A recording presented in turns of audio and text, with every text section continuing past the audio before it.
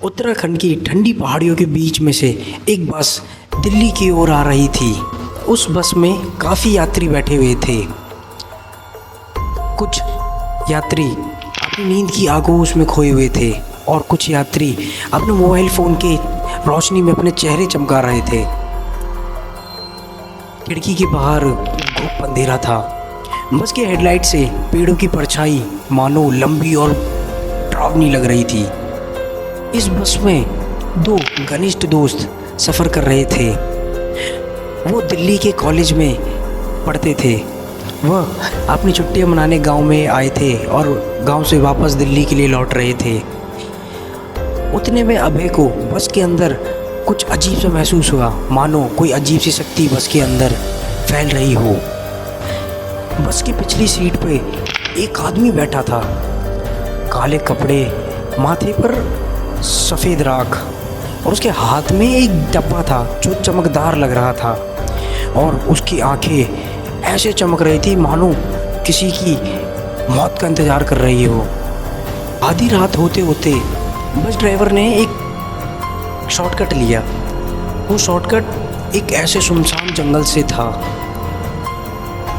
जो देखने में काफ़ी ख़तरनाक और महसूस करने में भी काफ़ी ख़तरनाक लग रहा था। बस ड्राइवर ने जैसे उस रूट पे गाड़ी ली तभी बस अचानक से हिचकोले खाने लगी और उस जंगल में जैसे उस बस ने एंट्री की तो बस में ऐसा लगा कि क्या बोलते एक ठंडी सी हवा आके पैक हो गई हो, जो ना मतलब कि क्या बोलते अंदर बाहर हो ही नहीं रही हो, एकदम ठंडी सी हवा जैसे एसी वाले कमरे पे पैक हो जाता है। और फिर एक यात्री उठ के बस ड्राइवर से बोलता है, अरे भैया कि ये तो खिड़की सारी बंद है, तो ये हवा आ कहाँ से रही है? जैसे मानो कुछ अजीब, जैसे किसी ने उसमें एक हवा भर दी हो, जैसे गुब्बारे में मुंह से हवा भर देते हैं वैसी हवा। तभी अचानक से ना उस बस की लाइट झपक के बुझ जाती है और पूरे बस में अंधेरा हो जाता है। और उस बस में एक अंधेरे में एक परछाई, मतलब मानो उसके चेहरा दिख ही नहीं रहा हो, पैर उसके दिख ही नहीं रहे हो, वो अचानक बस में चढ़ी। सभी लोगों की उस पर नज़र पड़ी। सभी लोग अचानक से चीख उठे। उस बस में वो जो दोनों दोस्त बैठे हुए थे, अभय और विवेक, इन दोनों ने आपस में एक दूसरे को कस के पकड़ लिया। और पिछली सीट पे जो तांत्रिक बैठा था, उस तांत्रिक को लोगों ने देखा कि वो अचानक से खड़े हो गया है और बहुत ज़ोर से कि अजीब भाषा में मंत्र पढ़ रहा है और जो भूत को अपने करीब बुला रहा है। सभी यात्रियों को शक भी हो गया था कि हाँ, ये भूत को इसी तांत्रिक ने बुलाया है। और वो जो बस ड्राइवर भी था, उस बस ड्राइवर को उस तांत्रिक ने कोई मंत्र पढ़ के वश में कर लिया था, जिसके वजह से ही उस बस ड्राइवर ने वो शॉर्टकट लिया था। एक्चुअली में वो जो भूत था ना, वो किसी लेडीज़ का लग रहा था।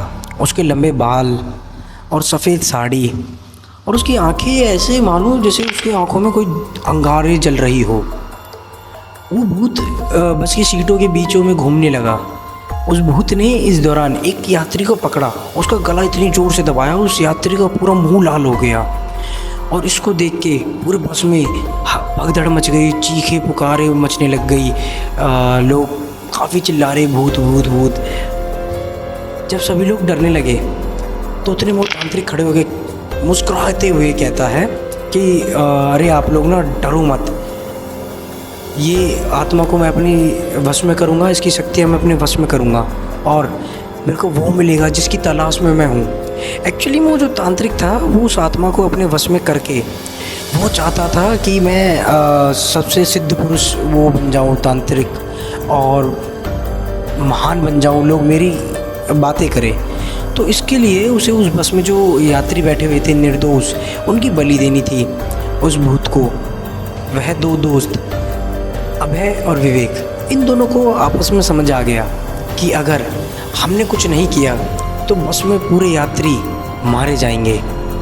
तो उन दोनों में से एक अभय, उसने एक दिमाग लगाया।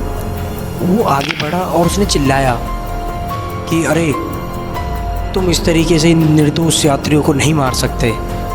अभय ने ये उस तांत्रिक की ओर देखकर बोला। ये सुनते ही वो तांत्रिक हंसते हंसते बोला, अरे तुम दोनों बच्चे मेरी मकसद के बीच में एक रुकावट बन रहे हो, चलो मैं तुम दोनों की ही बलि देता हूँ सबसे पहले। ये तांत्रिक बोलते ही जैसे ही वो आगे बढ़ने लगा, अभय और विवेक ने आपस में एक प्लान बनाया। अभय ने विवेक से कहा कि तू उस भूत को अपनी ओर आकर्षित कर और मैं इस तांत्रिक को निपटाता हूँ। विवेक ने ठीक वैसा ही किया। पास में पड़े एक लोहे की रॉड उठाई और उस भूत पे जमकर हमला किया। और जिस हमले के बाद वो भूत काफ़ी चिल्लाया, वो इधर उधर छटपटाने लगा। इतने में अभय को याद आता है कि बचपन में उसकी दादी उसे एक कहानी सुनाई करती थी और उस कहानी में उसे बताया कि यदि तुम्हारे आसपास कभी कोई भूत मिले तो तुम भगवान का नाम जप करना। अभय ने हनुमान जी का नाम जप किया, उनका हनुमान चालीसा पढ़ी और सुनते ही भूत काफ़ी छटपटाने लगा। अब ये देख के वो जो तांत्रिक था उसे अंदर से ये लगी कि अगर भूत डर जाएगा तो फिर मेरी शक्ति का क्या होगा। तांत्रिक इतने में और क्रूर बनते गया। अब वो जो वस्त थी वो मानो ऐसे कि जैसे किसी और दूसरी दुनिया में ही जा रही हो। बस की हेडलाइट भी बुझ गई और बाहर इतना काढ़ा अंधेरा, क्योंकि वो जो जंगल था वो काफ़ी घना था। अब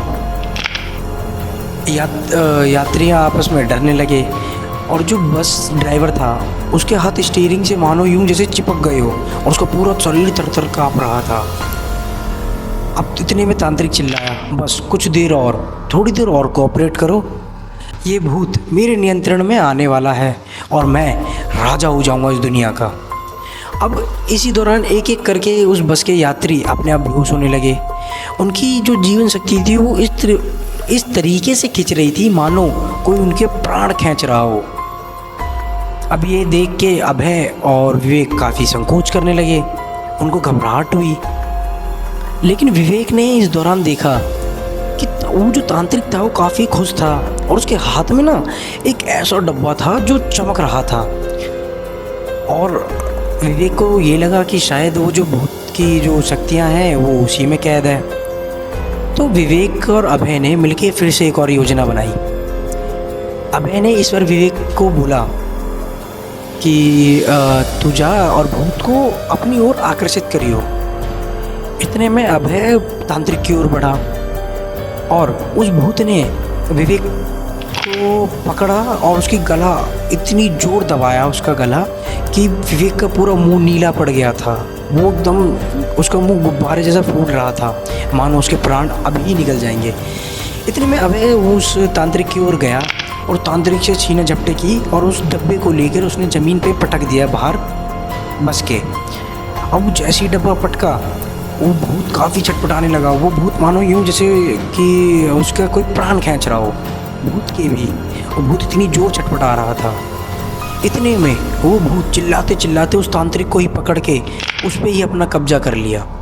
अब वो तांत्रिक चिल्ला रहा था कि अरे तू मेरे को क्यों मार रही है, मैं तो तेरा मालिक हूँ, मैं तो तेरे को यहाँ पे लेके आने वाला हूँ, मैंने ही तुझे बुलाया।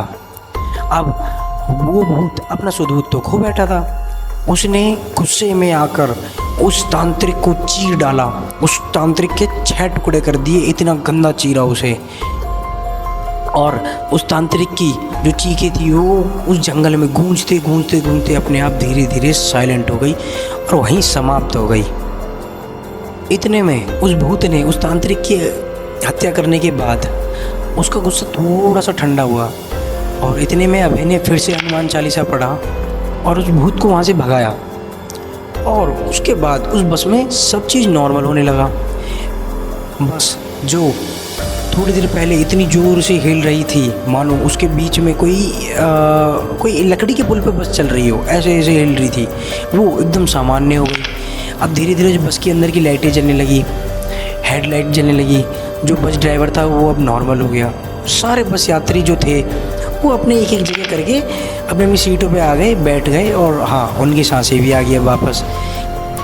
और उतने में बस ड्राइवर ने चिल्लाया कि अभय और विवेक तुम दोनों आज के नायक हो, तुम दोनों ने हमारी जान बचाई है। पूरे बस यात्रियों ने अभय और विवेक को अप्रिशिएट किया, उनके लिए तालियां बजाई, उनको दुआएं दी। विवेक ने काफ़ी सस्पेंसफुली होके ये कहा, क्या वाकई में ये सब समाप्त हो गया है? अब बस नॉर्मल थी। अब मैंने खिड़की से बाहर झांक के देखा तो खिड़की के बाहर बिल्कुल नॉर्मल था।